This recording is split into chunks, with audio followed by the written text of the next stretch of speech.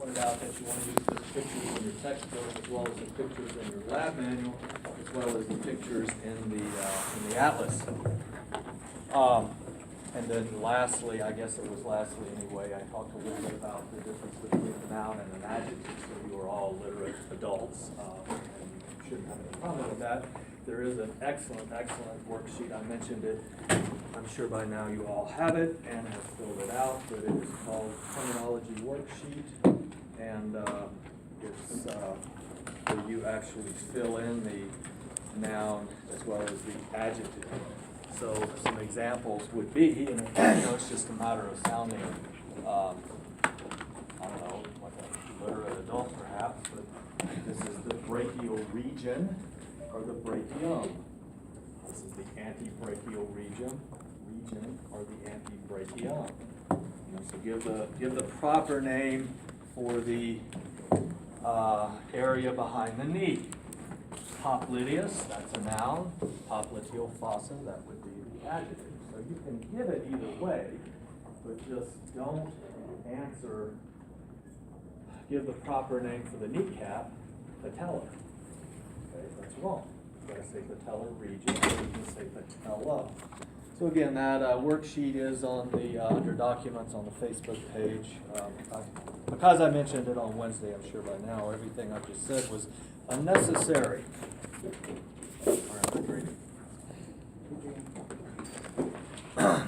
So Roman numeral 8, body cavities.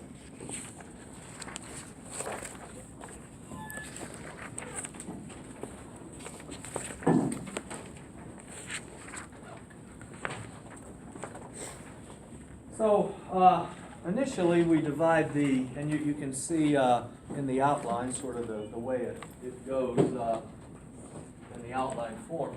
We divide the body into two primary cavities, a front cavity and a back cavity. You could use the little color coding here.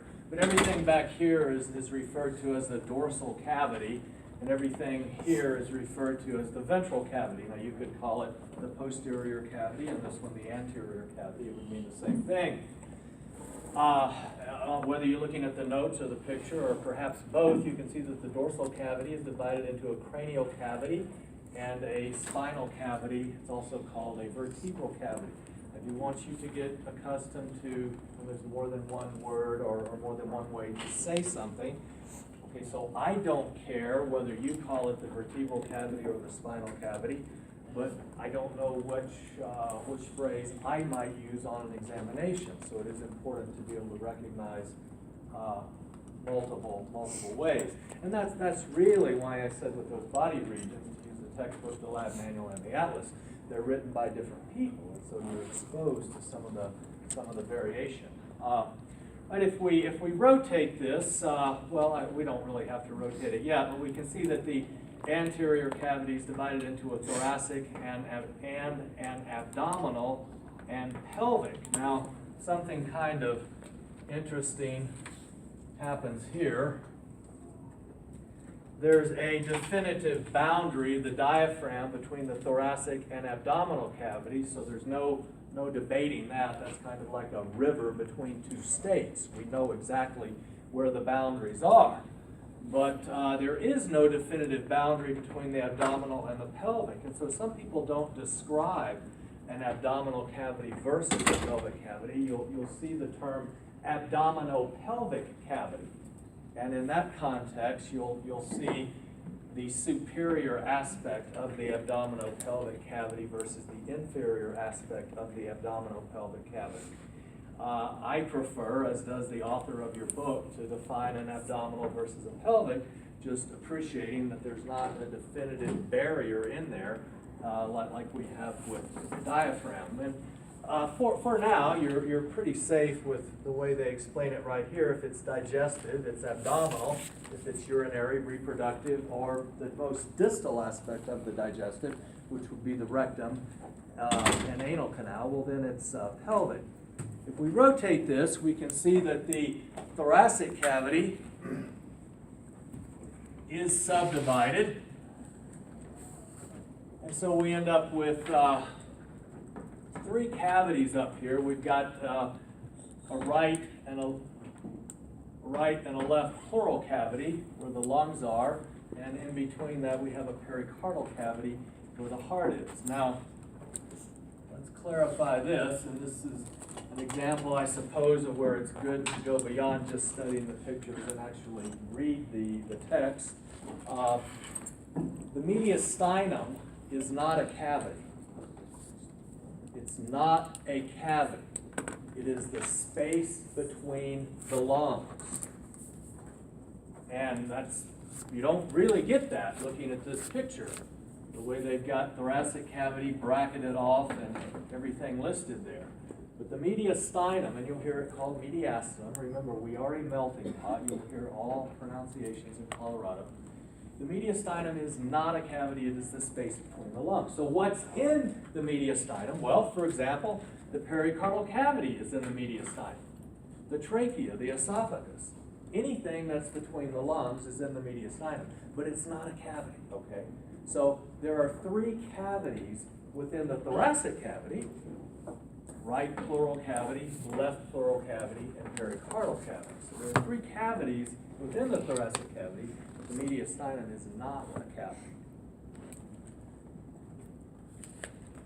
The last section of this intro to anatomy deals with membranes. Oh, and by the way, you'll see a picture like this in the lab manual. I don't remember if it's exercise 1 or 2, but you can blow off these quadrants, okay? Pick those up in another class. You can ignore those for now. And there's another thing you can ignore. You'll see this in, again, the lab manual. I don't know if it's exercise 1 or 2, but these 9 regions, you can discard that for now. You'll pick that up in like a medical surgical nursing class, and if you're not going to nursing school, then you can probably blow it off forever. All right, the section on membranes, page 7 of your notes.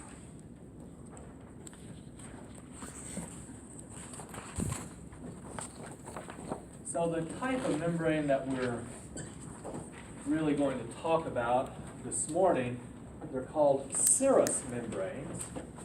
And to differentiate between serous and mucus is pretty easy. Mucous membranes open to the outside world. So let me be blunt. If you can stick your finger in it, it's a mucous membrane.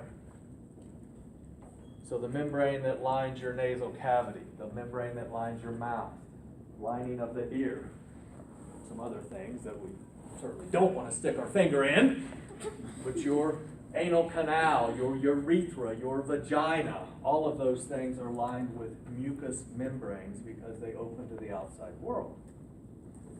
The serous membranes don't open to the outside world. They're the ones we're focusing on right now. Your skin is actually a membrane.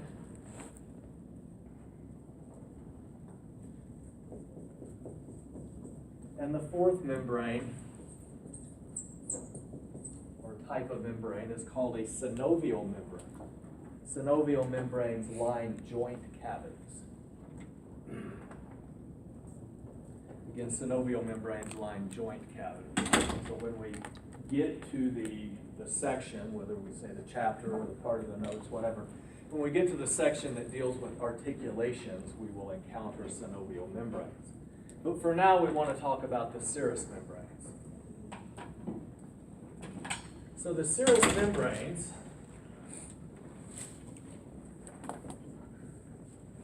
they all have two components. And this is where two of those words that we discussed on Wednesday come up, visceral and parietal. Remember, viscera, as in abdominal, viscera refers to organs, parietal refers to body wall. So all of the serous membranes have two components.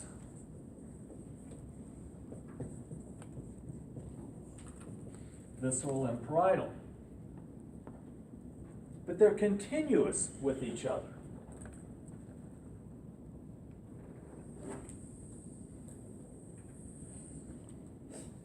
So if I put an organ in here,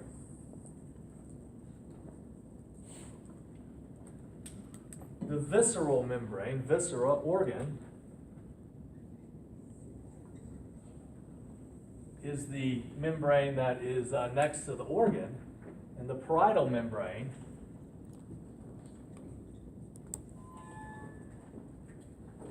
is the component of the serous membrane that would be next to the body wall. We elaborate on that just a little bit. That's the body wall.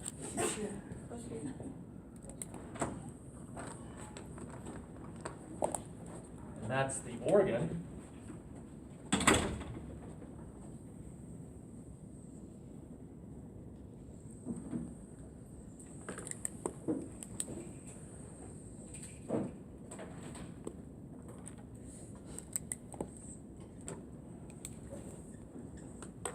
So the visceral component of that particular serous membrane is what I've labeled there as adhering to the outer part of the organ. The parietal component is what adheres to the inner part of the body wall.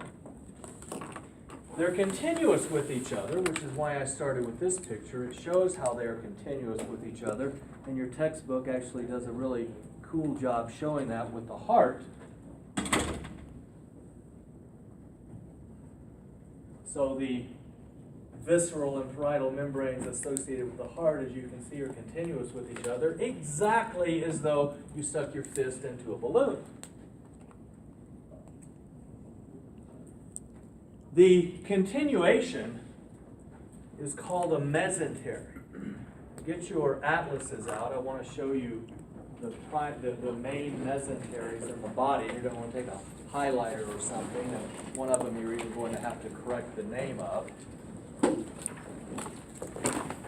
Let's try page 5. I think that's correct.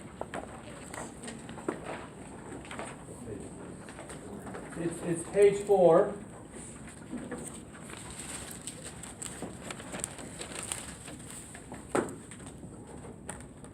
And it's, what does it say there? Figure 111A? Or do we need the A? No, we just need the 111. The A is starting the sentence. And it's the lower right picture. Now, if you have a different edition of the atlas, that's absolutely fine. The picture's the same. It just might be on a different page. All right, so in this particular picture, you can look at it. And again, I want you to highlight these membranes. So we're on the right where the labels are. The first one is the lesser omentum. So what you're highlighting here are the, what did I say this was called? A mesentery. A mesentery. So the first mesentery that you're highlighting as we work our way from the top down is called the lesser omentum. It is superior to the stomach, as you see in the picture. As we work our way down, the next mesentery is labeled mesentery. Okay, that one you need to fix. It's technically the dorsal mesentery.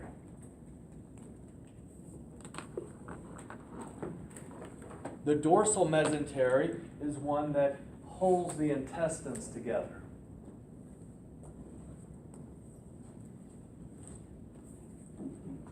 As we continue working our way down, the next one you'll see is the greater omentum. Greater omentum.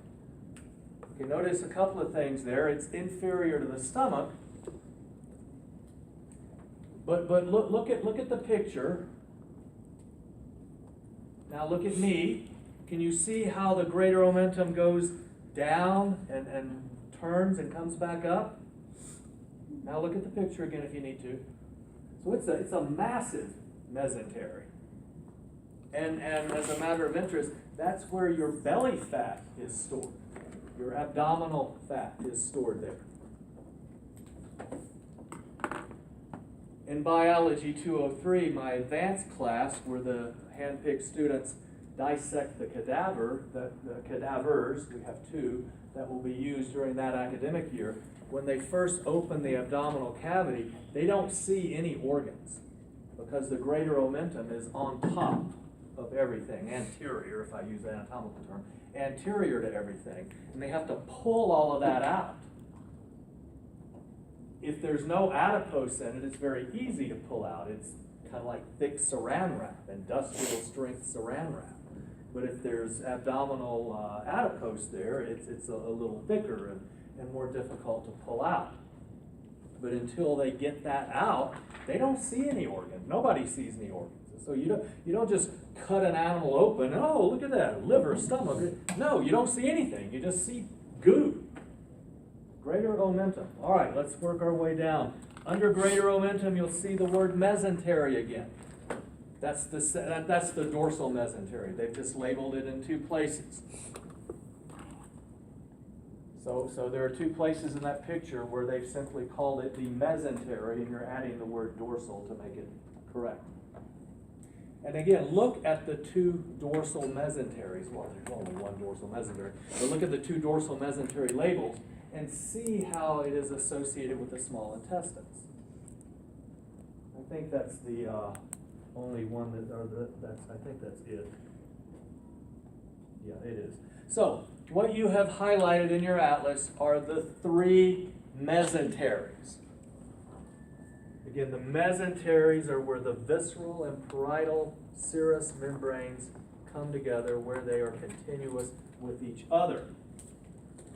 So all serous membranes have two components. Let's go on.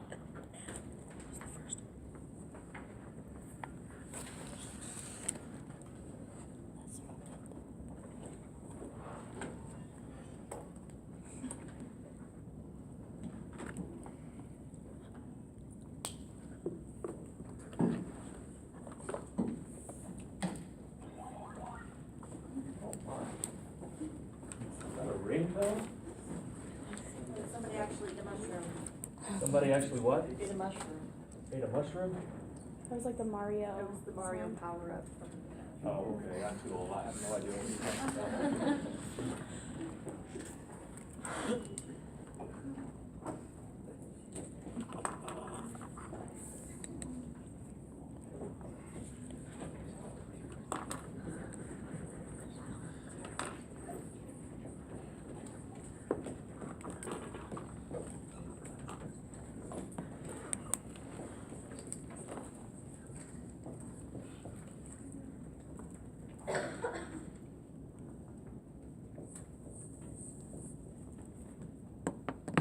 It is impossible to name a serous membrane without using two words.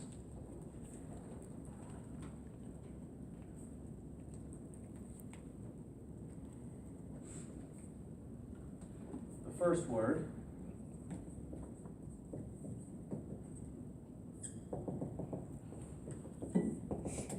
is visceral or parietal.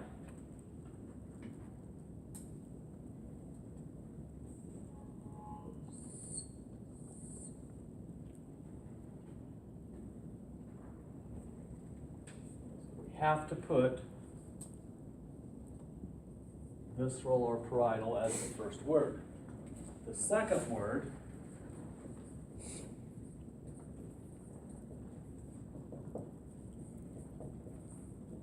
specifies the organ, it might be plural, involved.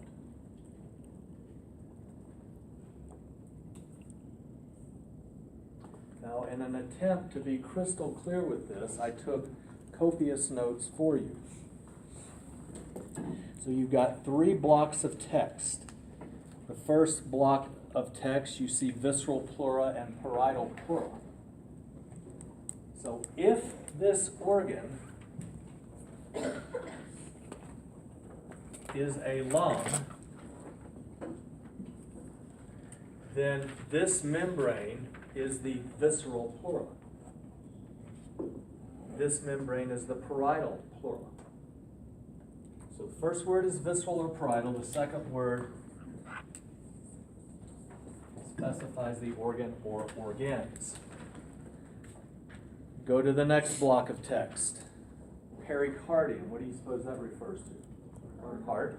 So if this organ is the heart, this is the visceral pericardium, this is the parietal pericardium.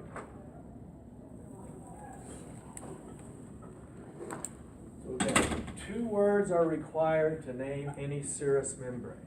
Name the membrane that covers the heart. Go ahead. Name the membrane that covers the heart. What's the first word? What's the second word? Pericardium. Name the membrane that lines the cavity where the lungs are found. First word? Second word? Pleural. That's how it works. Skip to the third block of text. You see the term peritoneum. If we're talking about an abdominal organ,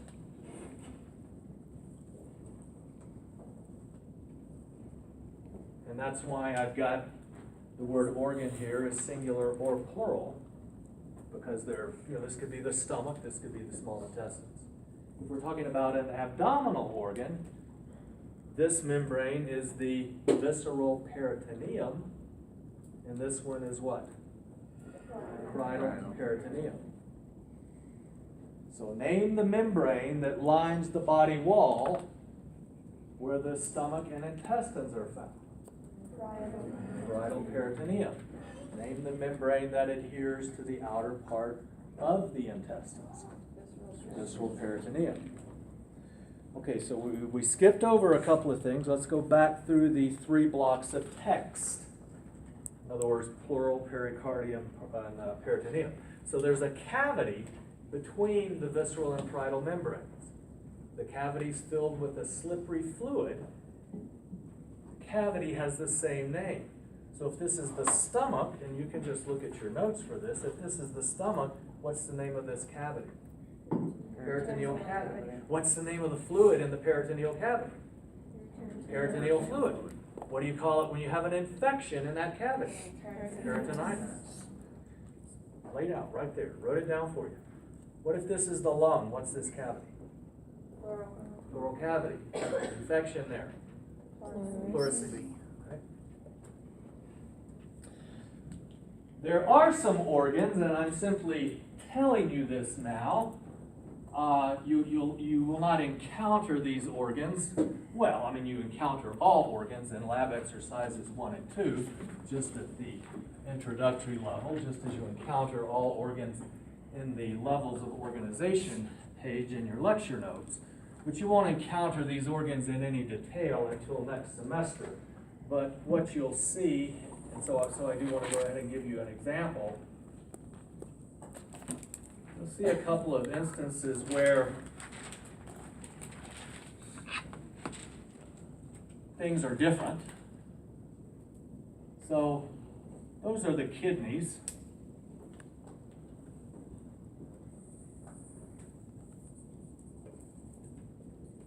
And that can be the stomach.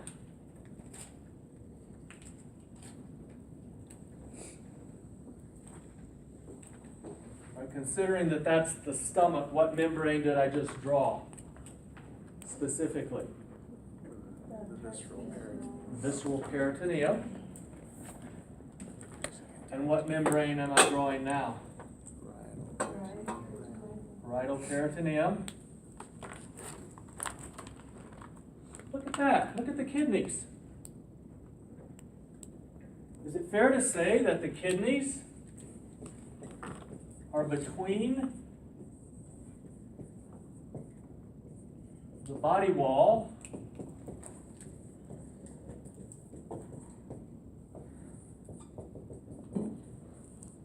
and the parietal peritoneum? Isn't that where they are? There's a word for that.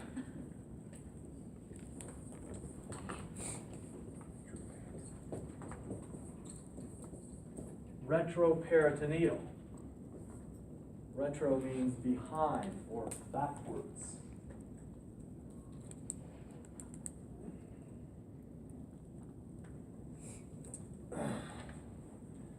All right, somebody help me out here. I'm looking for a course number because anybody that has the extra time should take medical terminology. Somebody give me please that prefix and number. Why are you smiling? Because I'm taking it, but I can't remember. You're taking it, but you can't remember. Well, anyway, what I see quite often is I have students who need to be full-time for grant purposes or some type of financial aid purposes. I used to see it more often because in the olden days you had to be full-time to stay on mom and dad's insurance after you were, I don't know, 21 years old or something. Well, now by law, mom and dad are allowed to insure you until you're 26, whether you're a full-time college student or not. So I don't see it as much as I used to, but I'd have people say, man, I've got 10 credits. I need 2 more credits. What can I take? I don't want it to be difficult, but I don't want it to be a waste of my time. I mean, I know I could go to the downtown studio and take yoga twice, 1 credit each.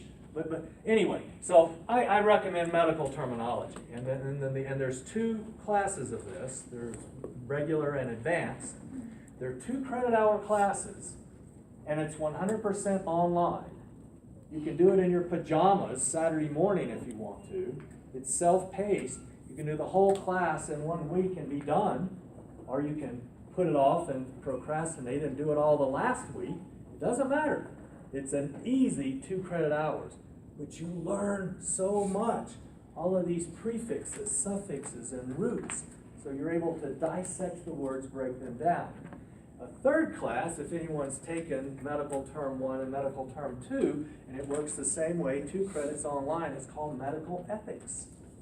Did you have a question, or were you just kind of? I have the code. Oh, cool. Thank you so much. Yeah. I'm guessing it's HWE. I actually have HPR for medical terminology. HPR 178. And then the second one, do you happen to have it? No. Okay. Okay. All right, HPR 178. Now look, when I say it's online, self-paced, all that, you're looking for Pikes Peak Community College. Okay, in the online world, there's 2 things. You can take PPCC online classes, or you can take CCC online classes.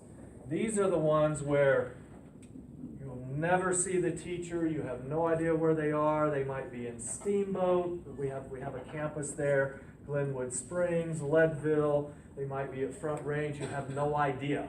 It's the cyberspace college. I don't know anything about this class, except that somebody took it and said, you told me it was self-paced, so I waited 4 weeks to even check in, and I had 4 Fs. Dude, that's not my problem. You should have logged on to D2L. I don't care if you were in Europe. You have a phone, a computer. But so this online self-paced, what I know about is the PPCC class, not the CCC online. I don't know about it. So now you're freaking out. Which one am I enrolled in? I haven't even logged in yet. Advanced is 208. Advanced is 208.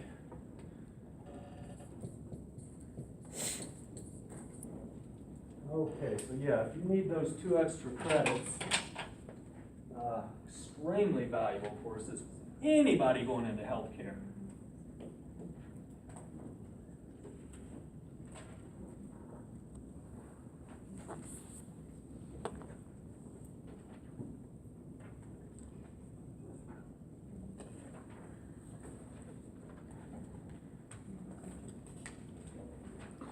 All right, so Roman numeral 10 of your notes says homeostasis. This topic is covered later in the semester.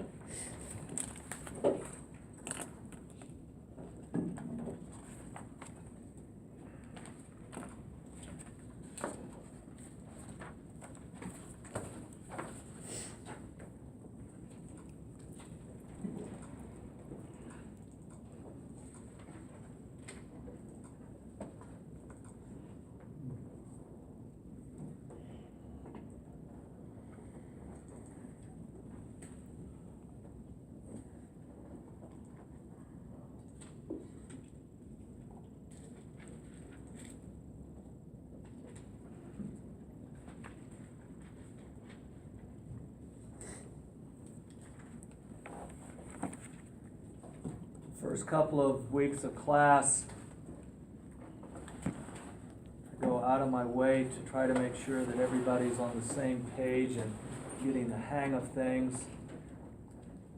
I have pointed this out already, but I want to point it out again.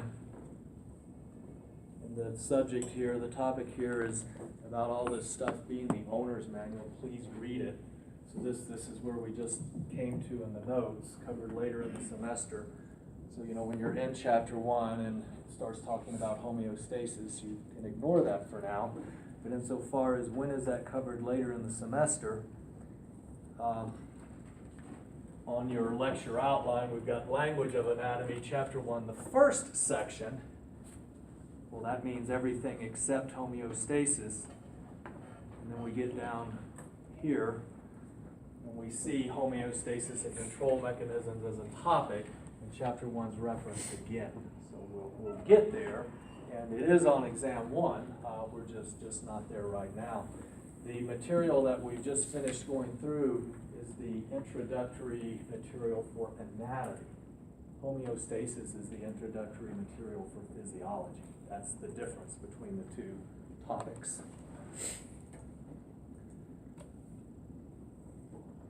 All right, so looking at your notes, what's next?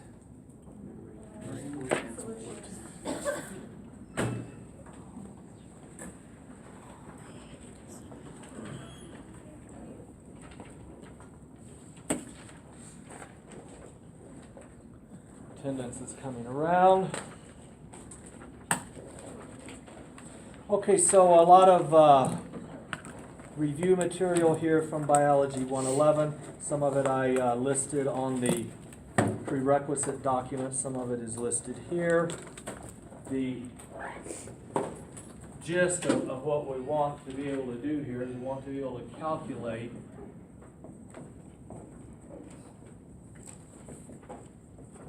solution concentrations.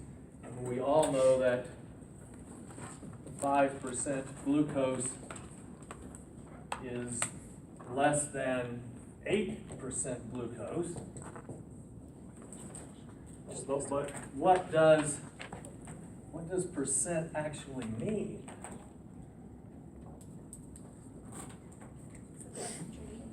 Well, yeah. Good answer. I wasn't looking for an answer. But you had no way of knowing that. All right, percent is based on 100. So, for example, if you say 82%, that means 82 out of 100. That's easy enough to understand, and you didn't get here without already knowing that. But I do want to point something out about percent when it comes to grades, because it's very rare that you have exactly 100 questions or a unit of 10 on an examination, a quiz, a practical, a term paper, whatever it might be. So your grade is always, there's your grade as a percent, the number earned divided by the number possible times 100. And so a student will see a paper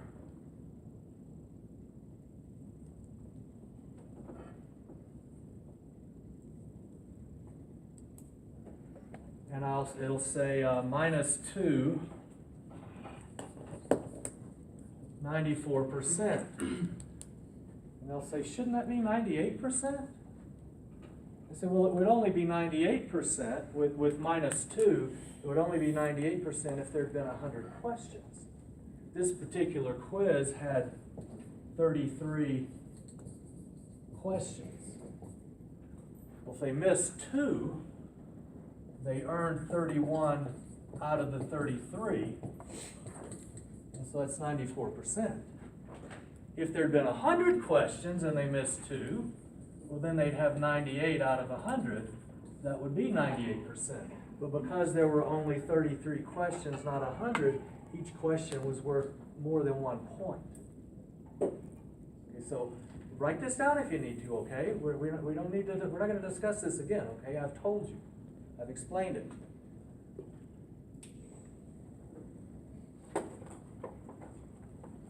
Now the business with solutions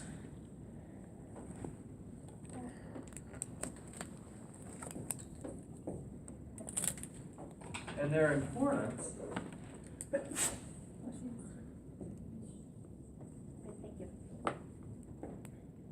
Let's say you infuse fresh water into someone. Well, they die. Okay, you take a gallon milk container. You infuse a gallon of fresh water into someone.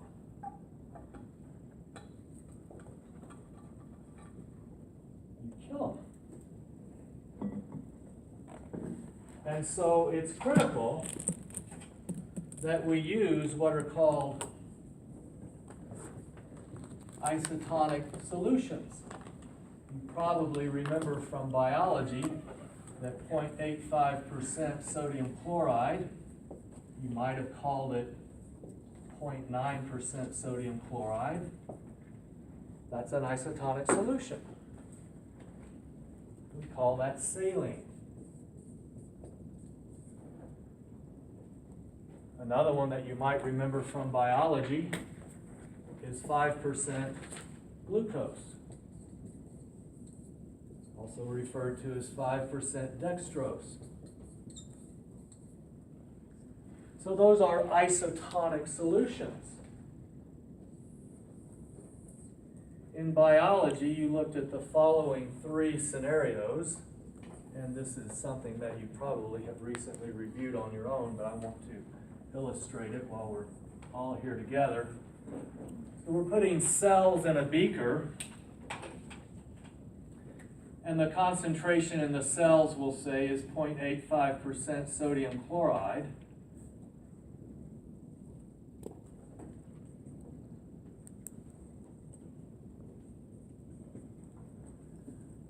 And if in this beaker we fill it with 0.85% sodium chloride, we'll have water moving in, we'll have water moving out, but there will be no net movement. It is an isotonic solution. That's what we want, that's what we need, that's what we must have. In this scenario, if we put tap water in there, now think about diffusion and osmosis. So I spray some air freshener up here. The molecules don't sit there, do they? They spread out throughout the room. The people in the back will smell them. That's diffusion. Osmosis is just the diffusion of water. Water moves down its concentration gradient, or water moves toward the higher solute. So in this case, I'm going to have the water move in. This is a hypotonic environment, and the water moves in. The cells lyse, they explode, they blow up. So, yeah, you kill this fellow by infusing tap water into him or her. We're talking about blood cells, so more specifically, we call it hemolysis. If we put these same cells in a hypertonic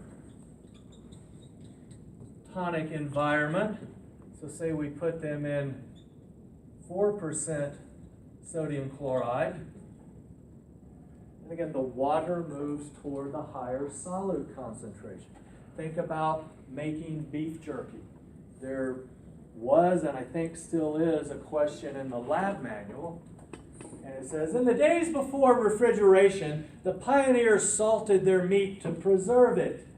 So you've got a steak here, and you cover it with salt. The salt sucks the water out of the steak, dehydrates the steak, and preserves it. Water moves toward the higher solute. So the water is going to move out of these cells. The cells shrink. It's called crenation.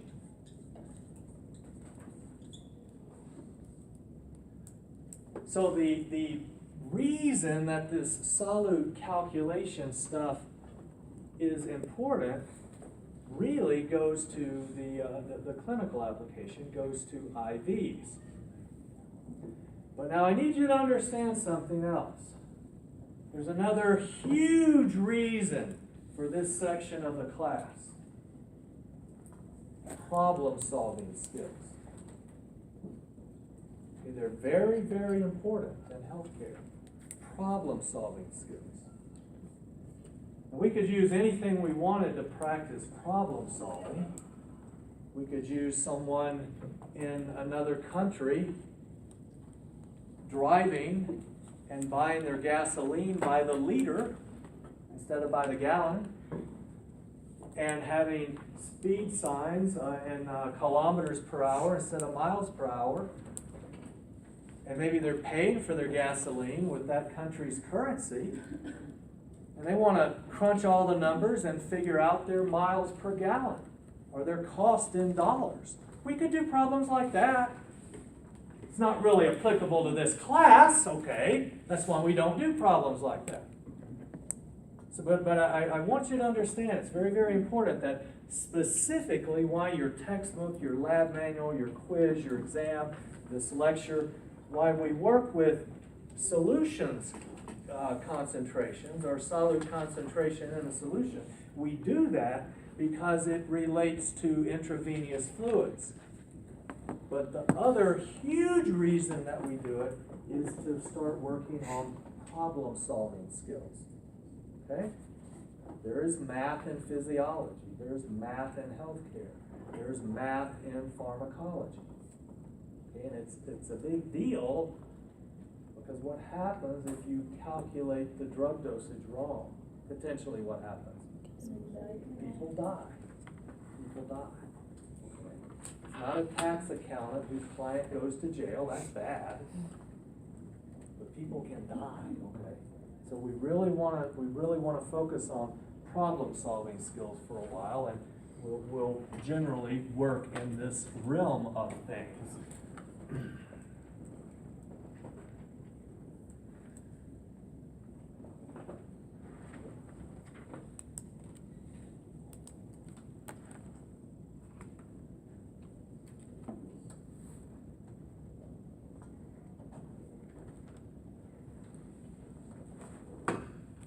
I transfer this to an index card as soon as if you have one available, go ahead and do it now. If not, do it when you get home, please. All right. So percent for, now I'm not talking about grades, we've done that.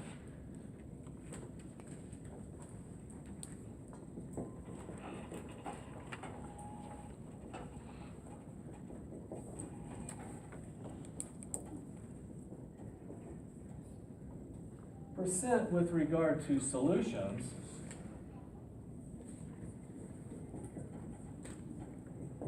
is grams of solute in 100 mils of solution.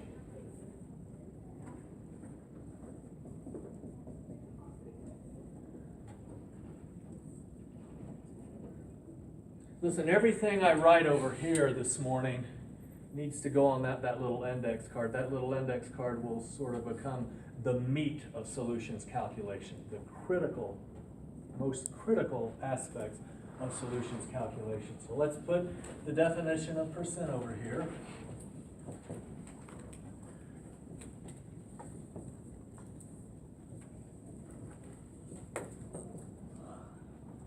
And we can't use words like solute and solution unless we know exactly what they mean. They're not difficult, but they do have specific meanings. So a solute plus a solvent equals a solution.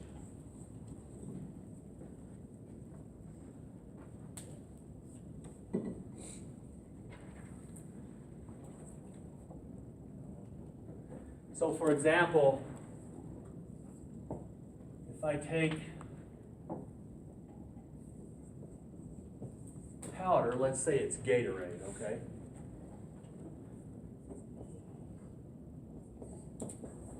And I mix that in water.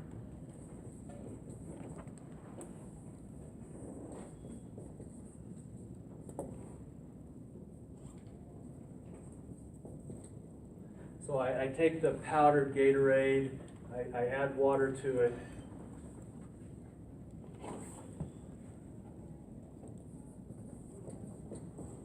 I don't know how to spell Gatorade. So the liquid material, okay, that I drank, that's the solution. And this is just water, it's not Gatorade, not that it matters. Now the difference here becomes important. Let's say we've got a bottle of powdered Gatorade. We just, bought it at the grocery store. And it says use 1 scoop per liter or 1 scoop per quart. What am I supposed to do? Is it 1 scoop and 1 liter?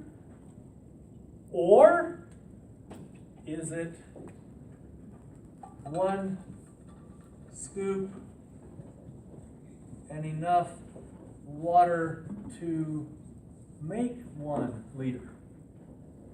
When we put ice in a glass, it displaces the fluid. Well, the powder is going to displace the fluid. So if it's 1 scoop and 1 liter, I'm going to have more than a liter of stuff down here. If I want exactly 1 liter down here, I'm going to take the 1 scoop and add enough water to make a liter. Now, who cares? It's freaking Gatorade. I'm not even suggesting you're going to be able to taste the difference. But in physiology, it might matter. And so I need you to understand the difference between these words. It's like so many things that we talk about. It's not difficult, but it's picky.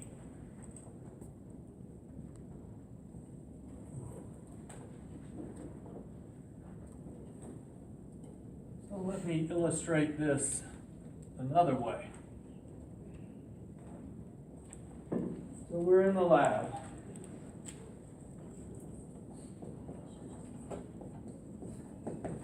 And we want to make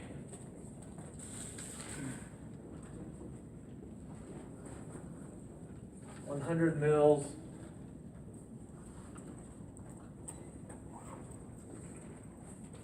of a 5% glucose solution. So I take a vessel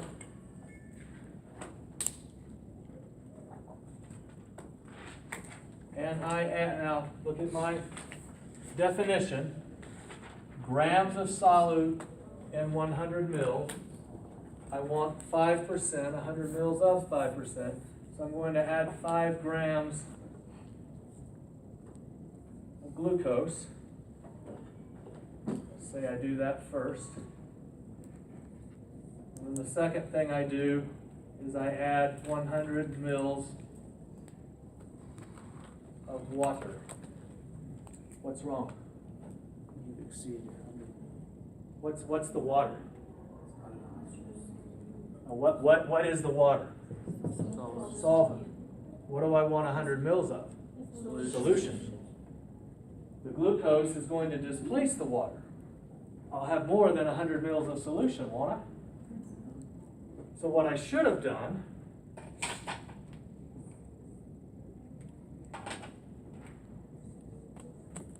is add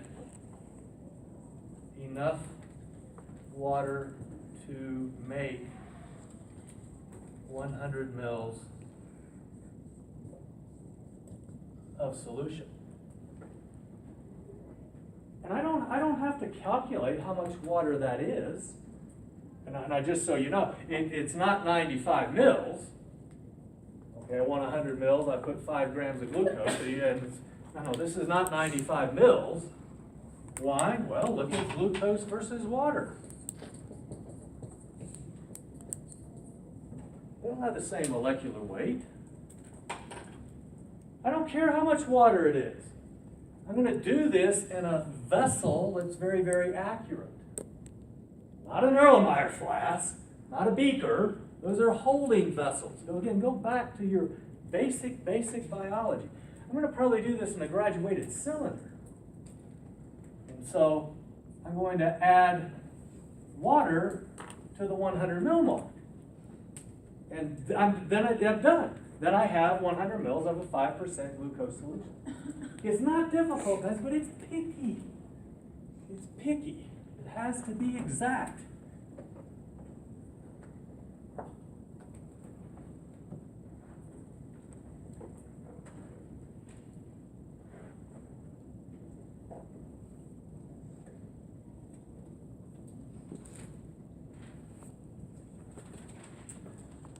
All right, question 1 off of the quiz. Calculate percent solute of a solution containing 3 grams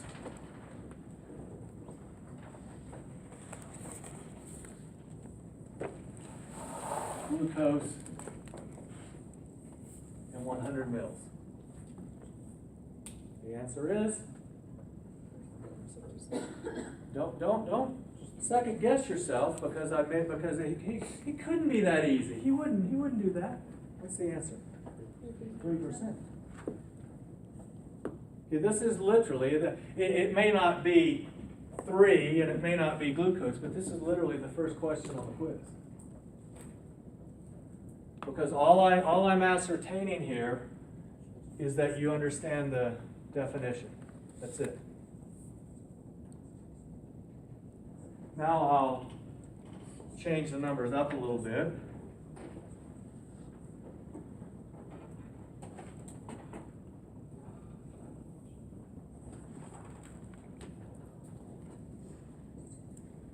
So now it's 2 grams and 50 mils. What's the percent? 4. All right, in both cases, what did I have here first? 100, and then I changed it to 50. I had 3, and then I changed it to 2. All right, so in both cases, what I would suggest you do is ask yourself, what was I given? And what do I want? Well, what I want is percent. What is that? Well, it's that.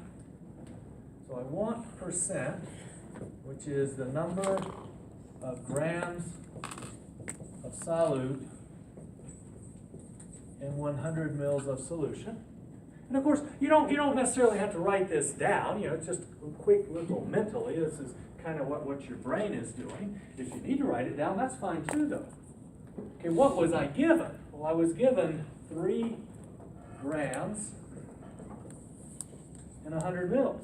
You say, I'll be darned. He gave me exactly what I wanted. And so you just write it as 3%. And then in the second one, what do I want? Well, I want the same thing. What was I given? I was given 2 grams in 50 mils.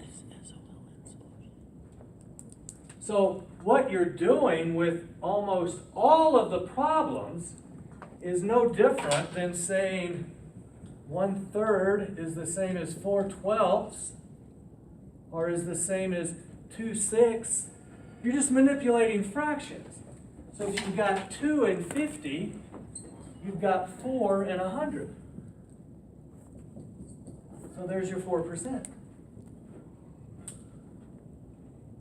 Literally, in the percent world, most of your problems are this easy. We'll do a couple more. And now I might use grams, milligrams, micrograms, whatever, milliliters, liters, centiliters, whatever. But I won't give you ounces, okay, and teaspoons and cups. I won't do that because we don't use those units in science.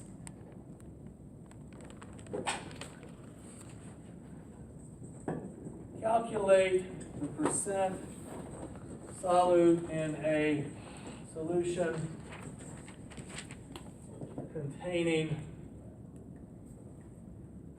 0.36 grams magnesium chloride in 1 liter. So what do I want? Percent.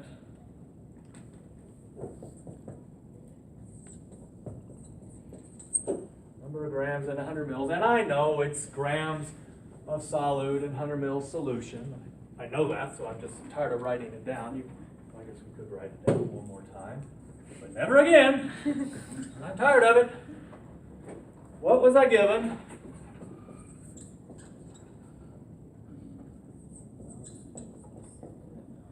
So I've got 0.36 grams in 1 liter. That's 0.36 grams in 1,000 milliliters.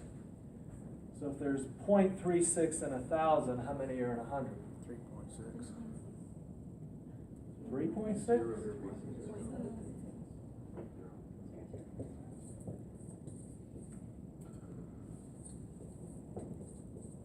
In other words, 100 is 1/10 of 1,000, right? So I only have 1/10 as much solid. So what's the answer? How do I write my final answer?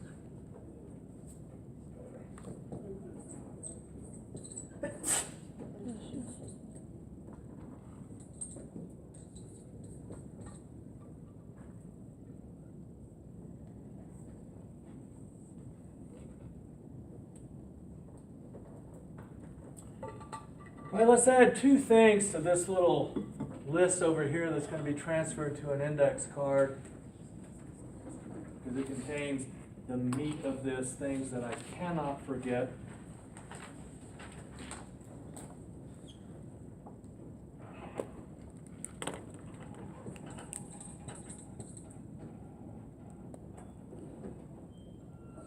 Pretty much anybody will give you a hard time for that. There are 2 of us on campus that don't sleep at night because we worry about this.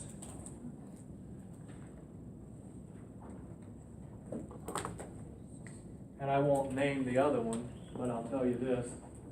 She teaches microbiology. You must use commas with your numbers. And you must use the leading zero. You absolutely have to use the leading zero. Oh, and man, in pharmacology, this is life or death. Imagine if the decimal point was wrong with morphine, Dilaudid, fentanyl. There's your license on the wall right next to your rear end, hanging above somebody's fireplace.